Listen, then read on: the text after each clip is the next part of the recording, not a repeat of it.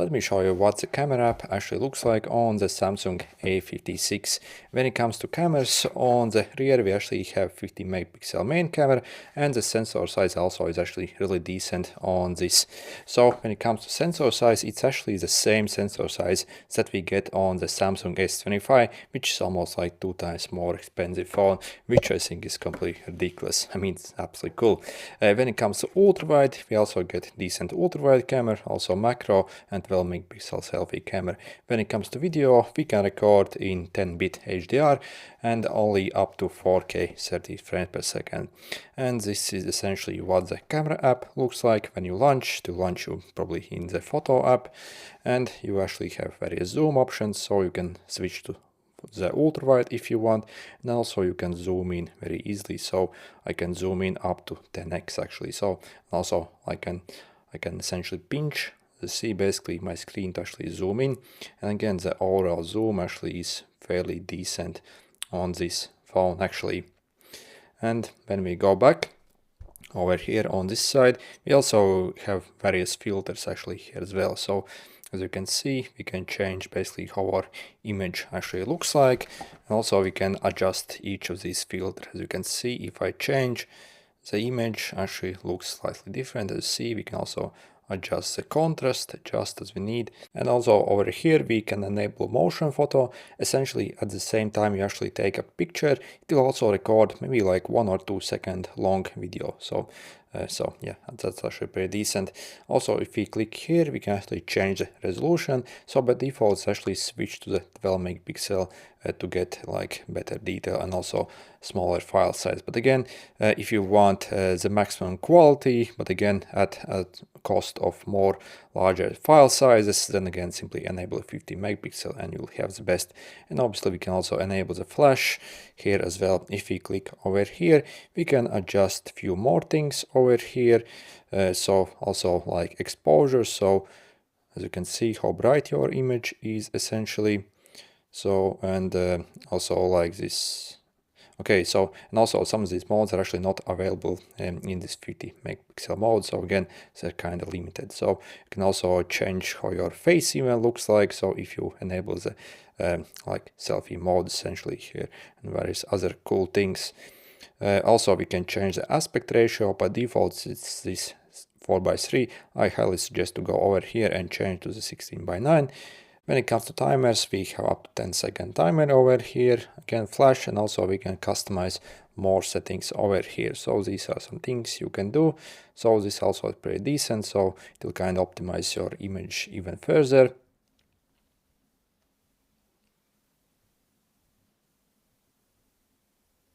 Also what's cool is we can actually control the camera of this phone also using voice as well. Also we can show it our palm to take picture as well. Also this floating shutter button over here, if we actually enable it, basically it basically gets added this extra button. So again, if you want to take a picture with this hand, so you can't really reach it, so again you can simply press this wherever you want and take a picture.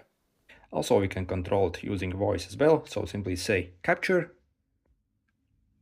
and as you see it actually took a picture, so hands-free essentially. And if you want to switch to the front-facing camera, we can simply press this button over here and it will switch to the front-facing camera. Also we have these buttons over here that we can press to essentially like punch out and punch in basically on the selfie camera.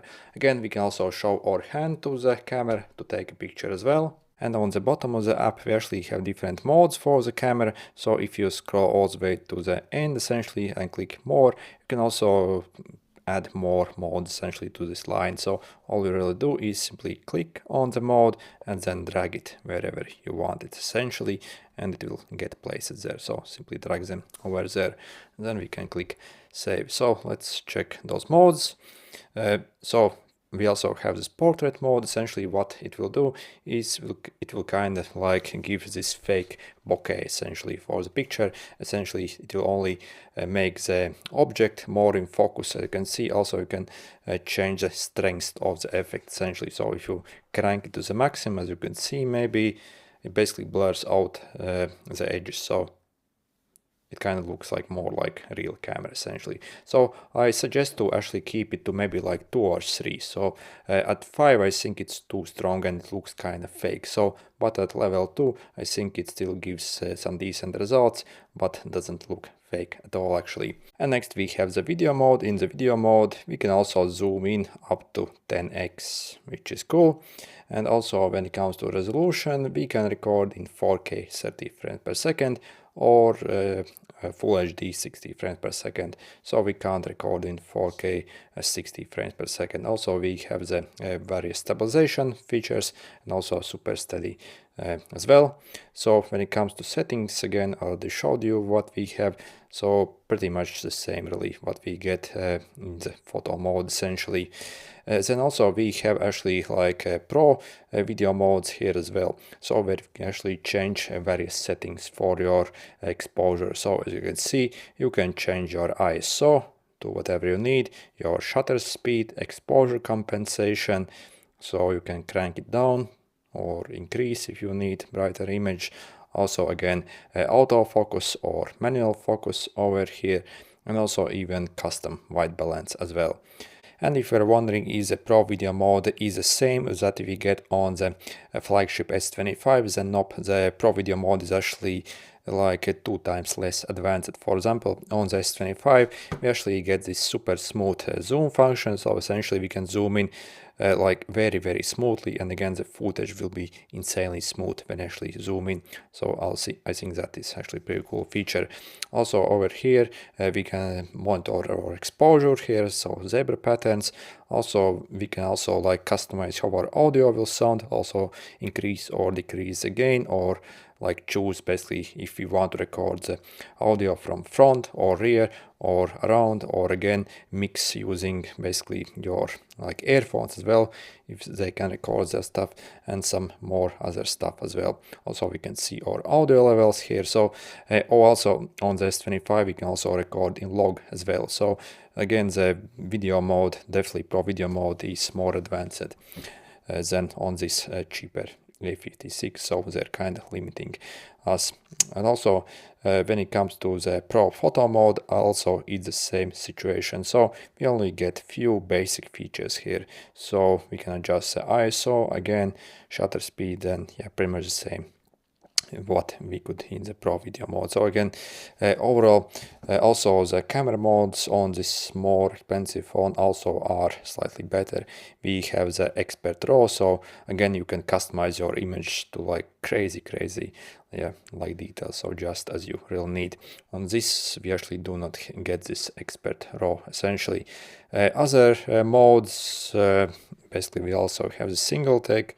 I do not think we have that. Oh, okay, we have it actually, but again, maybe like 90% of modes are on this phone as well, so not missing actually that much.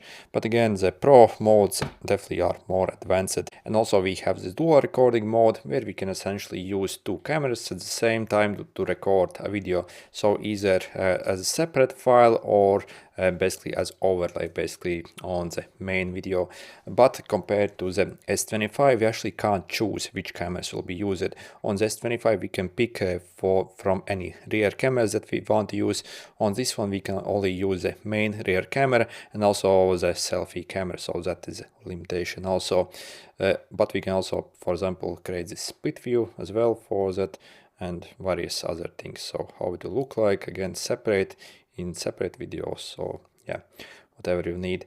Then also we have this macro photography. So again this phone actually has got the macro camera, so essentially we can take very nice photos essentially. But again you have to kind of get in very closely to the photo, and again the macro camera is actually fairly decent on this one. So what else when it comes to modes? Panorama mode, so essentially it will record basically like it will sweep basically around you basically, so record all over you.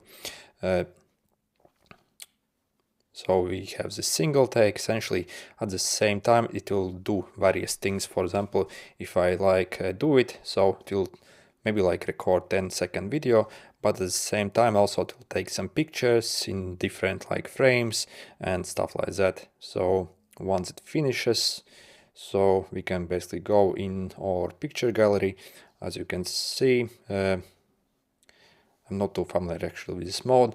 So you see basically you have video for it, also like basically like filters around, so it kind of like captures a lot of things at the same time. And yeah, also like even like fast, also like cropped in, boomerang clip, I'm not sure what that is, but yeah, basically just it might actually be useful for some people.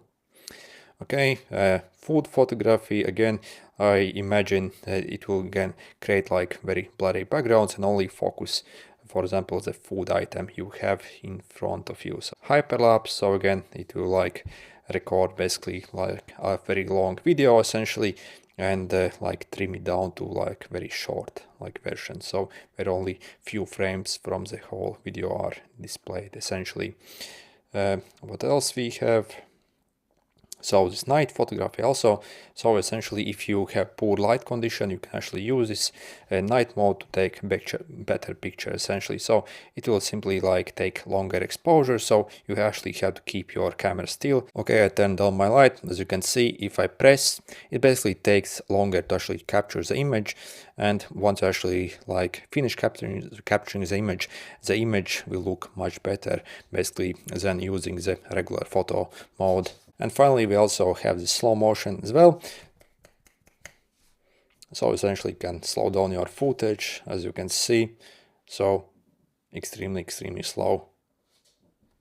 Also the quality actually is surprisingly good as well on this phone. And also finally we have some fun modes, so essentially some face filters as well. So if you want to change how a person will look like, so maybe create some funky looking image. And again, overall, as I think the camera performance on this phone is actually super for the price. So at the moment this phone can be purchased for 360 euros where I am essentially, and for this price I think the camera performance is excellent.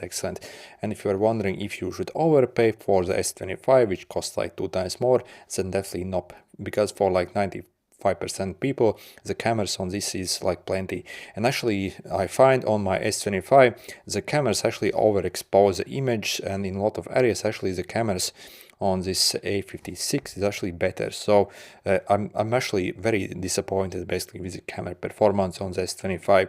When it comes to all flagship phones, this is like way behind like Pixel or iPhone or maybe like Vivo. So again, the cameras are completely pathetic if you consider just how much this phone costs.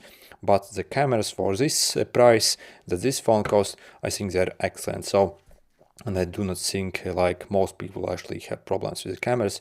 And also compared to the A55 which I had last year, the camera also improvement is actually like notable. So again on the A55 I actually saw similar issue basically. So the image were kind of like a bit overexposed, overblown, and the detail wasn't as good. But on this A56 actually I really like the cameras. So for this price, yeah, I mean this phone is absolutely great. So we also get really decent build quality, it looks absolutely great. And again, overall build quality and how it looks, I think it actually looks more premium than my 2 times more expensive S25. So it's that good. And also obviously very nice performance. Display quality is absolutely awesome on this phone. And again, we actually get really decent camera modes as well. Overall, yeah, I can actually highly suggest this phone if you are looking to actually purchase one. Anyway, good luck.